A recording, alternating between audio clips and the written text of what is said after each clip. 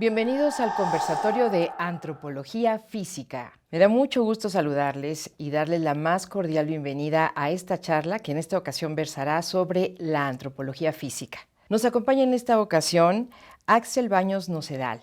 Él es antropólogo físico por la ENA, es maestro en antropología y doctor en filosofía por el Instituto de Investigaciones Filosóficas de la UNAM. Cuenta con 16 años de experiencia como docente. En la actualidad es profesor de la licenciatura en Antropología Física en la Escuela Nacional de Antropología e Historia, en la ENA. También es el director de la Dirección de Antropología Física del INA y también das clases en la UNAM. Así es. Por si fuera poco. Bueno, bienvenido, Axel. Muchas gracias. Nos da muchísimo gusto tenerte por acá. Y también quiero decirles que Axel tiene estudios, o más bien sus investigaciones tienen que ver con la epistemología, con la cultura, con la violencia, la masculinidad y también con el aprendizaje. Así que bueno, pues vamos a platicar largamente. Y si te parece, creo que un buen punto también para, sobre todo las personas que nada más miramos desde afuera todo lo que sucede en antropología, enterarnos de cuándo empieza a hacerse antropología física en México, Axel. Claro que sí. Bueno, para eso habría que decir que en el siglo XIX lo que normalmente la gente conocía como antropología era lo que hoy en día nombramos antropología física. Es al final del siglo XIX que se empieza a utilizar por ahí de 1880, ¿no? Por primera vez el término antropología física como tal, ¿no? Para hablar de todo el estudio del cuerpo, de la variabilidad corporal humana, ¿no? Y de todas sus repercusiones en términos de lo que la cultura le hace al cuerpo y lo que el cuerpo modifica en el ambiente, ¿no? A través de la cultura, por supuesto. Es muy rápido, por ahí nos dice Miguel García Murcia, mi historiador de cabecera, que es por ahí de 1889 que Jesús Silva utiliza por primera vez en México el término antropología física, entonces pues es rápido, ¿no? Surge en el mundo y 9 años después se está utilizando en México. Ya está aquí trabajándose en esa área. Así es.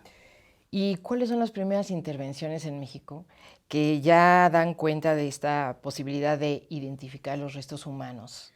Claro, mira, en realidad es desde el principio que se estudia toda esta relación del cuerpo con su conducta, ¿no? Y al estudiar la variabilidad de las estructuras corporales y óseas, ¿no? Sobre todo, empieza a haber una relación muy cercana con el cuerpo muerto, ¿no? Con el cuerpo fallecido, con el cuerpo descompuesto, con las estructuras óseas, pero no por eso se deja de lado la variabilidad física del cuerpo humano vivo, ¿no? El crecimiento, el desarrollo. Entonces, hay por ahí a principios del siglo XX muchos estudios que en penitenciarías, sobre todo en Puebla, hubo un intento también en Guadalajara para estudiar la criminalidad en función de las características físicas de los presos, ¿no? Y si había alguna relación, sobre todo por estos estudios del Lombrosio, que justo estudiaba este tipo de cosas, ¿no? Incluso hay una película ahí de Cantinflas, ¿no? Ahí está el detalle en donde se nombra esto de el criminal lombrosiano, ¿no? Como una de esas condiciones que se da entre los rasgos físicos y la posible conducta, que es una de las cosas que marca mucho la antropología física al principio. Y bueno, posteriormente, pues justo este estudio del cuerpo y de la variabilidad física del cuerpo humano ayuda a, pues, cuando surge el instituto en 1939, incluso antes en las excavaciones de Monte Albán con Caso, ¿no? Que se incluya a antropólogos físicos en el estudio de los cuerpos que son hallados en las excavaciones, ¿no? Entonces, básicamente, desde el principio del instituto y casi desde el principio de la misma disciplina, hay una relación entre, pues, la identificación de los cuerpos humanos, sus características físicas, que básicamente lo que se hace de cajón, ¿no? Es su estatura, su sexo, su edad y su condición de salud, ¿no? Así es, Axel. Pues la investigación de estos restos humanos es una de las líneas principales, ya lo señalas, de la institución, del INA, y con ellos se han conocido alteraciones morfológicas de los dientes, en fin, ¿no? De los cráneos. ¿Cómo se realiza este proceso? Háblanos un poquito de esto y cuáles son los datos que pueden arrojar. Ya nos hablabas de los básicos, la estatura, etcétera. Pero ¿hasta dónde se puede llegar? Ok, bueno, lo típico que se hace en el instituto es que hay una excavación arqueológica y en esa excavación arqueológica tenemos dos momentos, el ideal y el recurrente, digamos, ¿no? El recurrente es que el arqueólogo encuentra el resto humano, lo excava con cuidado y lo manda a los laboratorios de antropología física para que un antropólogo físico lo estudie y de estas características y otras más que ahora mencionaré. Y el ideal que es, pues en la excavación se incluye desde el inicio en un antropólogo físico que también sabemos excavar, ¿no? Para que desde ahí, desde donde es hallado, se empiece a estudiar condiciones de contexto, condiciones de suelo, ADN, incluso se pueda tener pues, parte del contexto que nos pueda indicar cronología, temporalidad, etcétera, ¿no? Relaciones culturales. ¿Qué se puede hacer con un resto humano localizado en excavación? Pues aparte de las cosas que ya indiqué, las cuestiones de salud, enfermedad, que pueden ir desde marcas que se quedan en el cuerpo por enfermedades como infecciosas, ¿no? Que generan marcas en los huesos muy particulares, ¿no? Lo lógico, ¿no? De que pues, si se quebró un hueso, de si tuvo caries, el desgaste dental para saber qué comía, cómo comía y demás. Pero también de formaciones culturales, ¿no? Un poco lo mencionabas ahorita, en Mesoamérica, en particular en México, se hacía deformación craneal. Mucha gente ubica la deformación craneal como más de África y Egipto, ¿no? Pero en México se hizo muchísimo. Había dos tipos, tabular erecta, tabular oblicua, que hacían pues, estas cabezas alargadas o a veces ensanchadas, dependiendo del tipo de deformación, y que se tenía que hacer pues, cuando el niño recién nacía, ¿no? En la cuna se empezaban a poner artefactos para poder hacer estas deformaciones. También se hacía limados de dientes. Todas estas son condiciones estéticas, no tienen que ver nada con lo médico.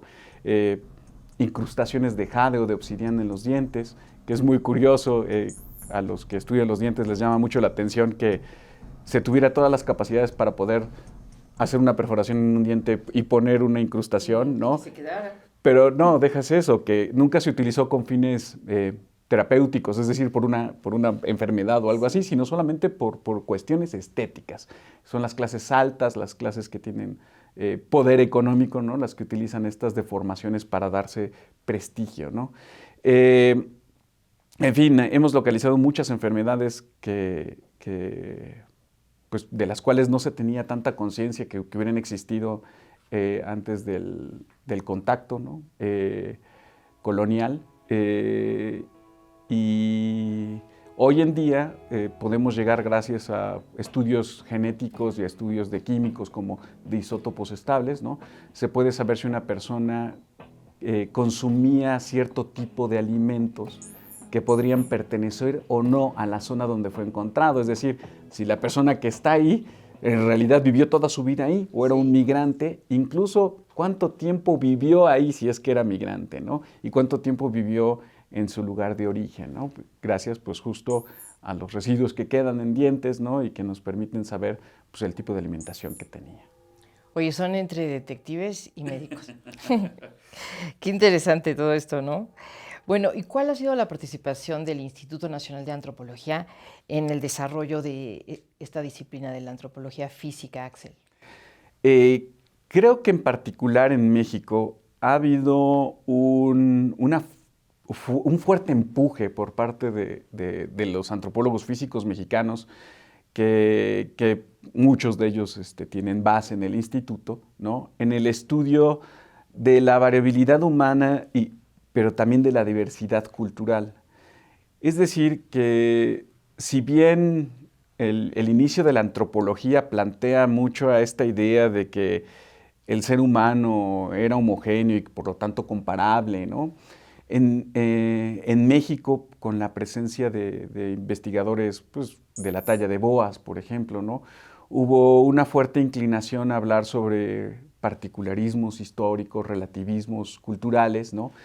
Que nos llevaron a pensar más en los escenarios puestos en sí y por sí, es decir, a no tratar de hacer generalizaciones, sino tratar de entender los contextos mismos y cómo estos se van desarrollando en la particular historia del altiplano central, de las costas y todo Mesoamérica y también de Aridoamérica, ¿no?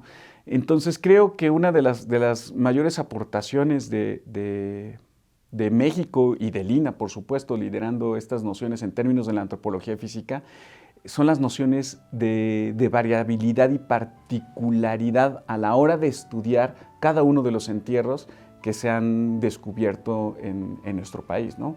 En el INAH tenemos la responsabilidad por ley de resguardar todos los restos patrimoniales, arqueológicos e históricos, ¿no? Entonces, pues es un compromiso muy fuerte, ¿no? Y hoy en día, pues, tenemos bajo nuestro resguardo cerca de 7 toneladas de restos óseos humanos, ¿no?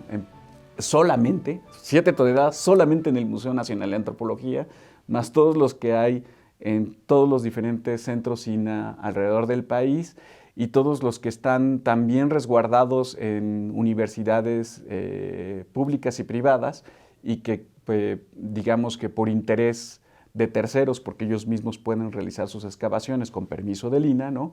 Pueden mantener estos restos humanos también en resguardo, ¿no? por algún tiempo, ¿no? O los museos, ¿no? Entonces, creo que esta gran variabilidad de la estructura biológica humana en términos tanto biológicos como culturales, es decir, cómo se presenta biológicamente diferente, pero también cómo se presenta culturalmente diferente, es una de las grandes aportaciones que la antropología física mexicana le puede dar al mundo, ¿no? Oye, y 11,000 cajas. Estamos hablando de estos restos óseos de muchas épocas, de todas las épocas. Así es. Desde lo que normalmente llamamos precerámicos, que es todo lo que es antes al establecimiento de poder generar pues, cultivos, cerámica, ¿no? Es decir, establecimientos de ciudades ya con cierto nivel de estabilidad, ¿no? Cazadores recolectores, básicamente, pero pues, también otras poblaciones pequeñas que se van construyendo a lo largo de todo el territorio. Pues tenemos restos humanos de más de 5,000 años, ¿no?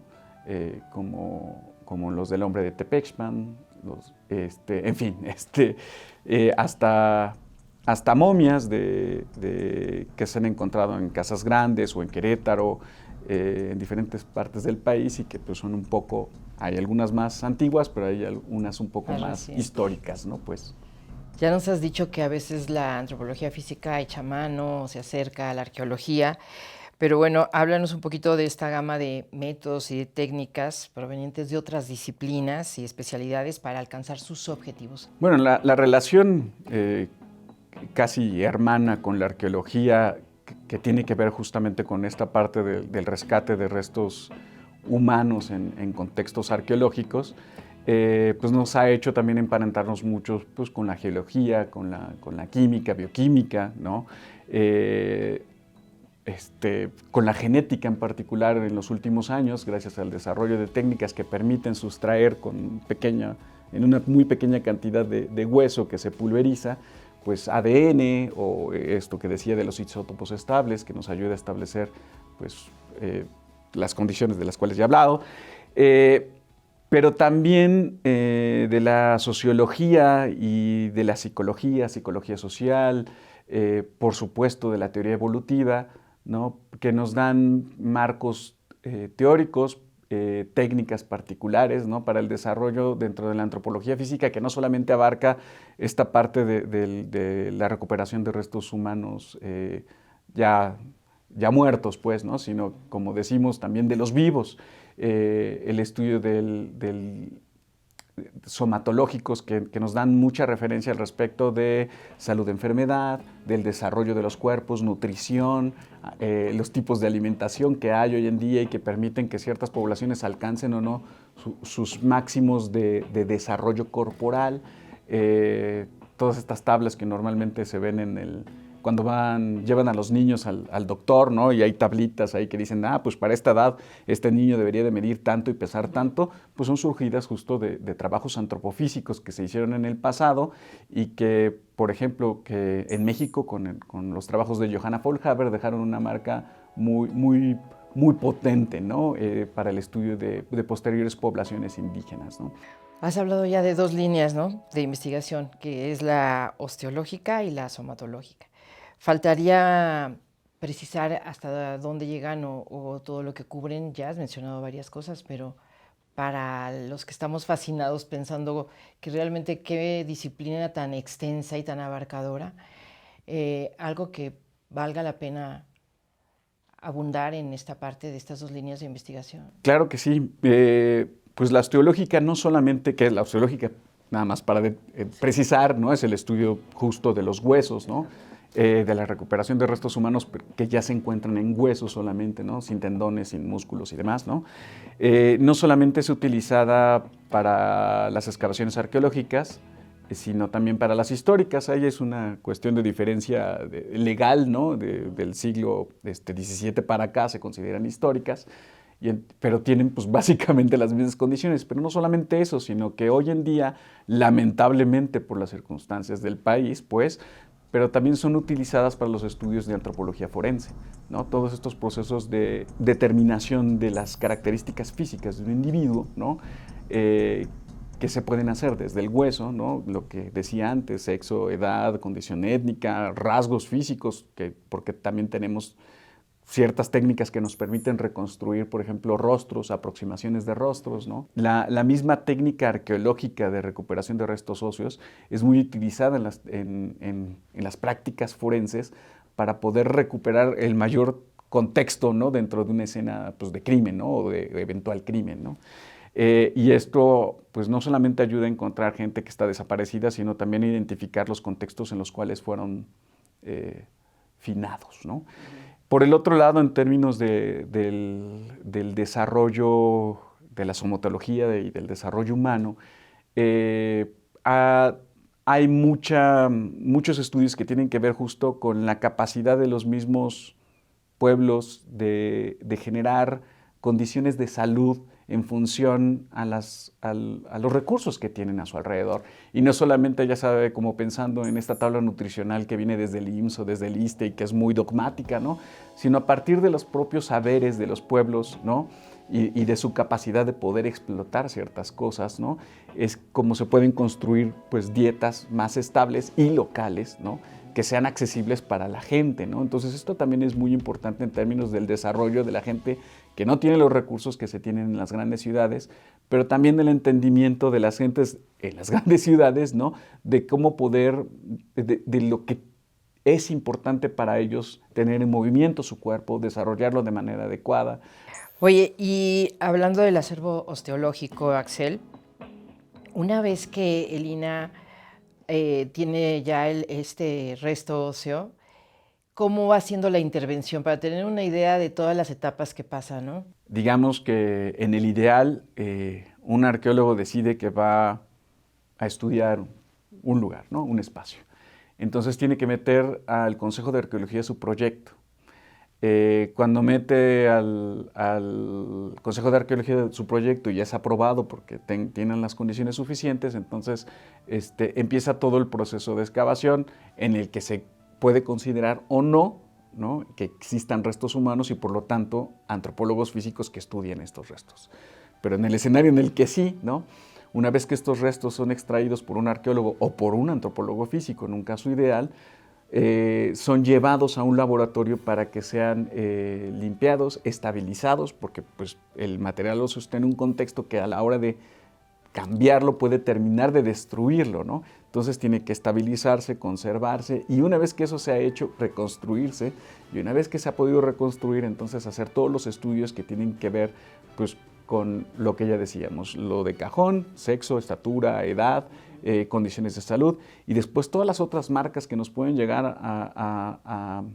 nos pueden llevar, a poder identificar marcas de actividad, ¿no? Que si tiene una vértebra más grande porque movía la cabeza con frecuencia, o que si tiene pulido un diente, ¿no? Porque lo utilizaba para deshebrar alguna fibra, ¿no? Y generar cuerdas, en fin, ¿no? Hay un montón de marcas que van contándonos la historia de este individuo y quién era el actor de esta cosa que los arqueólogos están tratando de investigar, ¿no? Después es llevado, una vez que ya se hizo todo el estudio, si es que no hubo una solicitud para hacer análisis genéticos y de isótopos estables que requiere extracción, esto es destructivo y es un tema delicado, ¿no? Aquí tanto la Dirección de Antropología Física como el Consejo de Arqueología son muy observadores de tratar de llevar estos estudios a lo mínimo posible, puesto que ahora, ¿no? con la tecnología que tenemos es posible tener estos estudios, pero también estamos destruyendo parte, aunque sea mínima, ¿no? de nuestro patrimonio. Y digo, la información que se da pues es muy relevante y muy interesante, pero no sabemos si en el futuro habrá otra tecnología, ¿no? que no requiera que se destruya esto, ¿no? En fin, es un debate que por ahí está sobre la mesa, ¿no? Axel, aunque no tenemos mucho tiempo, pero nos gustaría saber cuáles son los proyectos actuales que está desarrollando Antropología Física, la Dirección de Antropología Física del INAH. Ok, la Dirección de Antropología Física tiene cerca de 50 proyectos que versan, pues muchos de ellos efectivamente sobre condiciones osteológicas, por supuesto, salud, enfermedad y demás, pero hay otros que tratan de abordar el comportamiento. Hay proyectos que hablan sobre la violencia, tanto de género, pero también la estructural. Hay otros que abordan un poco desde la ecología de la conducta humana, cómo es que las diferentes poblaciones se adaptan a su entorno, un poco de lo que he estado hablando ahora. Tratamos de abarcar la mayor cantidad de rango posible dentro de la disciplina. El Tren Maya, ¿verdad? También se arroja. Bueno, por supuesto, ¿no? El Tren Maya fue liderado, aunque fue liderado por la Dirección de Salvamento Arqueológico, que tienen una sección que, no, si bien no se llama antropología física, sino se llama bioarqueología, ¿no? Está estrechamente emparentado, ¿no? Hay muchos antropólogos físicos que se llaman bioarqueólogos a sí mismos y entonces, bueno, pues estamos emparentados, ¿no? Y pues sí, como resultado justo del Tren Maya llegará a la Dirección de Antropología Física cerca de 1000 cajas de restos humanos provenientes del Tren Maya y que pues habrá que hacerle todos los análisis. Algunos tienen pues el análisis previo, pues, pero estarán ahí en la dirección. En particular estos irán a nuestras instalaciones de la Coordinación Nacional de Antropología en San Jerónimo para que se le hagan los estudios pues los más amplios posibles, ¿no? Y conocer más de estas poblaciones que vivieron en la zona de Yucatán, ¿no? Los retos que tiene la antropología física después de escuchar esta amplia responsabilidad y compromiso que tiene el área. Como te imaginarás, cada excavación, cada salvamento arqueológico, ¿no? Cada rescate arqueológico, cada vez que se construye algo en un lugar donde hay restos humanos, es no solamente sacarlos, estudiarlos, sino protegerlos y mantenerlos. Y entonces este gran problema del almacenaje y del resguardo de estos restos humanos es un problema potencial de siempre, ¿no? Decíamos hace rato que teníamos 11,000 cajas en el Museo Nacional de Antropología, lo cual lo convierte, por cierto, en el acervo más grande, al menos de Latinoamérica. Pero es insuficiente, o sea, ya no caben más.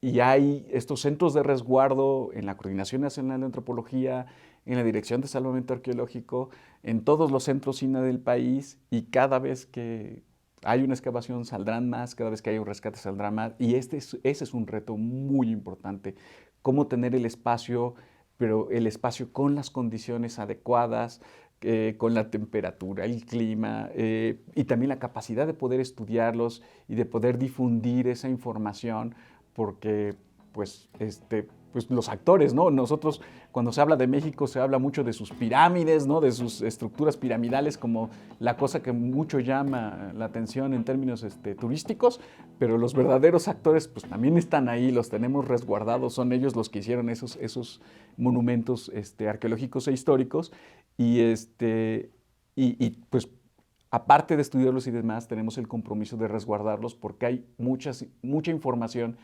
que, por ejemplo, cuando se excavó Monte Albán no se sabía que se podía recuperar y que ahora podemos recuperar, ¿no? Y, por supuesto, en el futuro habrá otro tipo de información que ahora no nos imaginamos que podemos recuperar y, pues, con esta cantidad, con este acervo podríamos tenerlo, ¿no? Por otro lado, nada más brevemente, está el resguardo del acervo genético de nuestras poblaciones originarias, ¿no? Este acervo genético resultado justo del estudio de las bases genéticas de todos los restos que han sido pasados por un estudio de ADN o de isótopos estables, ¿no? Se convierten en bases de datos informáticas que requieren pues justo un servidor potente, ¿no? Para resguardarse y políticas informáticas adecuadas, ¿no? Y hoy mismo aún no hemos podido consolidar esta estructura tanto informática como sistemática para poder conservar esta información, ¿no? Doctor Axel Baños Noceda, de verdad gracias por esta rica charla sobre la antropología física. Nos queda claro que sí son retos enormes y nos queda claro toda la importancia de esta labor dentro del Instituto Nacional de Antropología e Historia. Esperamos que hayan disfrutado también de esta charla. Todas quedarán en YouTube dentro del marco de los 85 años del INAH, así que las pueden revisitar cuando ustedes estimen que tienen el tiempo y el deseo de hacerlo. Hasta muy pronto y gracias. Muchísimas gracias, Axel. Gracias por la invitación. Hasta pronto.